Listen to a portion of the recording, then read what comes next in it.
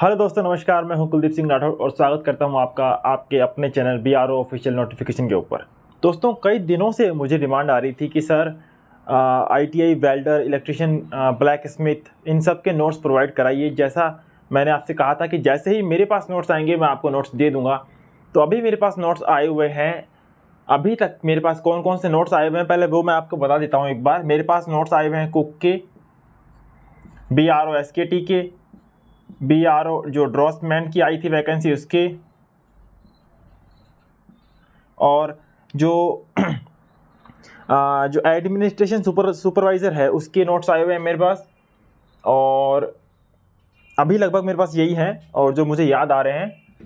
और हम बात करने वाले हैं आज किस चीज़ की बात करने वाले हैं आज हम बात करने वाले हैं जो BRO 03/2022 की वैकेंसी आई है, उसमें जो वेल्डर की पोस्ट है उसके नोट्स की। पहले हम बात कर लेते हैं उसका सिलेबस क्या है, इसमें क्या पढ़ना है आपको और इसके नोट्स में क्या क्या होगा वो मैं आपको बता देता हूं आज। तो पहला टॉपिक क्या दिया हुआ है? पहले टॉपिक जो दिया हुआ है वो दिया हुआ है क्वेश्चंस। मैं आपको दोनों लैंग्वेज के अंदर इसका मतलब बताते चलूँगा। क्वेश्चंस जो होंगे, बहुत सारी वेल्डिंग होती है। पहले मैं आपको वेल्डिंग के टाइप बता देता हूँ कि आपकी जो BRO है, BRO के अंदर कौन कौन सी वेल्डिंग इंपॉर्टेंट है। तो जो वेल्डिंग आपको पढ़नी है BRO के हिसाब से, वो केवल आपको पढ़नी है लिक्विड स्टेट वेल्डिंग। और उसके अंदर कौन कौन सी पढ़नी है? उसके अंदर आपको मेनली पढ़नी है आर्क वेल्डिंग और दूसरी केमिकल रिएक्शन वेल्डिंग।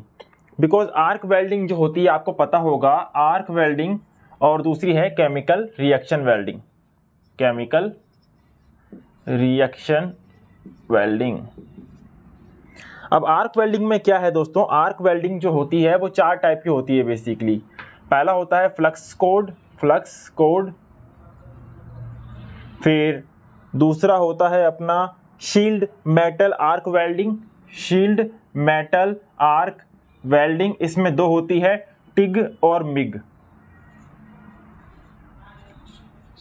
फिर तीसरी कौन सी होती है? जैसा मेरे पास आया है वैसे मैं आपको बता रहा हूं। फिर तीसरी आती है सबमर्ज्ड करके, सबमर्ज्ड।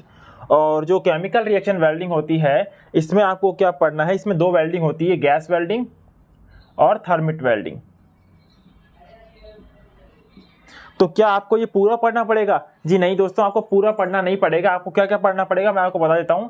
आपको पढ़ना पड़ेगा ये गैस वेल्डिंग, और आपके एग्जाम में दिया हुआ है आर्क वेल्डिंग। तो आर्क वेल्डिंग में क्या पढ़ना है आपको?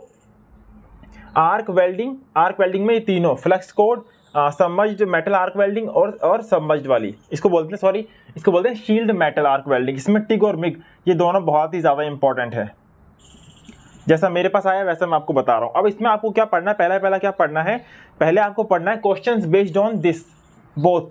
तो बेसिकली इन दोनों के ऊपर आपसे क्वेश्चन पूछे जाएंगे। Questions based on chemical reaction welding में कौन सी? गैस वेल्डिंग और आर्क वेल्डिंग। तो इन दोनों पे क्वेश्चन आएंगे। कौन से क्वेश्चन आएंगे? थ्योरेटिकल क्वेश्चन भी आएंगे और न्यूमेरिकल भी आएंगे। और बेसिकली इसमें खास बात क्या है, मुझे ऐसा बताया गया है कि जो कुछ 300-400 क्वेश्चन समथिंग है, वही क्वेश्चन रिपीट होते रहते हैं बार बार। ठीक है, पहला टॉपिक हो गया आपका ये। दूसरा हो गया कि जो आप वेल्डिंग पढ़ रहे हैं, वेल्डिंग में जो भी इक्विपमेंट लगते हैं, टॉपिक नंबर 2 क्या है कि जो भी आपके इक्विपमेंट है वेल्डिंग के अंदर, जो भी आपके इक्विपमेंट लगते हैं उसका जो है उसके ऑपरेशन क्या क्या है, और दूसरा उसका मेंटेनेंस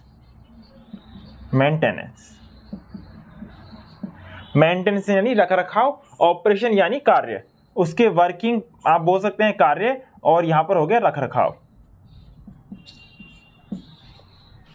जो भी इक्विपमेंट का मतलब आप समझ लीजिए सामान, जो भी वेल्डिंग के सामान आते हैं उनका कार्य रखरखाव क्या है, इसमें आपको ये पढ़ना पड़ेगा। फिर तीसरा टॉपिक क्या है? तीसरा टॉपिक है कि आप जब वेल्डिंग कर रहे हैं, डिफरेंट टाइप्स ऑफ वेल्डिंग, इसमें सेफ्टी वाले में हर तरह की वेल्डिंग आती है, उसमें आपको कौन कौन सी सेफ्टी रखनी चाहिए आपको वो पढ़नी है। सेफ्टी